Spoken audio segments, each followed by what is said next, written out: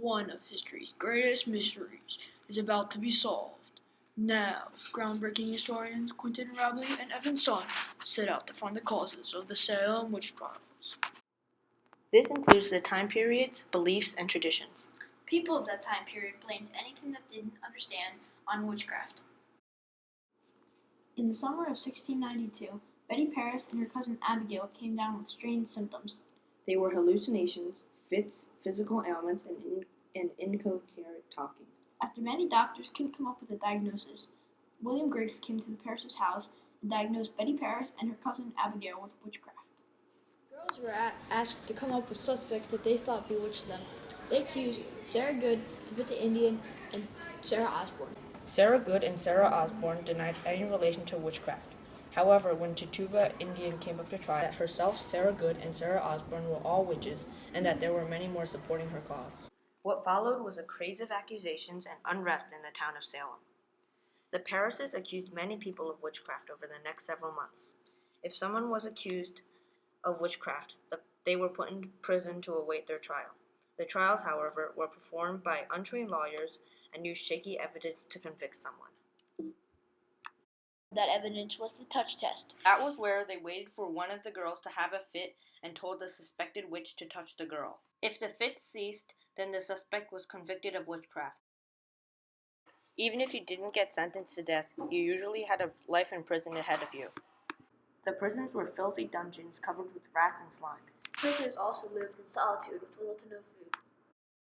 The trials continued that way until William Mather, a man of great education, came to Salem.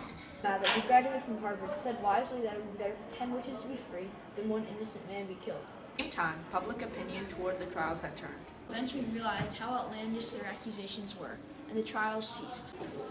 During the course of the trial, 150 people were accused, 26 were convicted, 19 were hanged, and 7 people died in prison during the course of the Salem witch trials. Why did the girls have fits in the first place? One theory for why the girls had fits and hallucinations was because they had a psychosomatic illness. Does this mean that the girls had mental states that caused physical symptoms? Yeah, the theory proposes that the girls were overcome with guilt by fortune telling, a practice that was forbidden in their religion.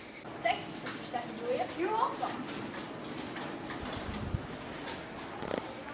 That seems like a viable explanation. Yeah, but why did the other girls have fits too? I guess the only explanation is that the other girls wanted to be in the spotlight as well. Another theory is that the girls had been eating hallucinogenic mushrooms or a grain fungus called ergot. Yeah, this is very possible because both give the consumer hallucinations and seizures. Ergot commonly appeared in wheat prior to the 1850s, and it was not commonly understood as a dangerous substance. However, some historians have claimed that this theory is too simple and seems to be pushing the truth out of sight. Also, since the symptoms of ergot cannot be controlled, how could the touch test ever be used to convict anyone? Well, I guess there's only one theory left. Yeah. This theory is that the family rivalry between the Putnams and the Porters. The theory goes that the Putnams planned Rebecca Nurse's death by using Ann Putnam as an accuser.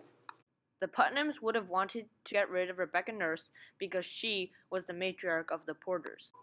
There's just one hitch. This theory is based mainly on spectral evidence and not facts.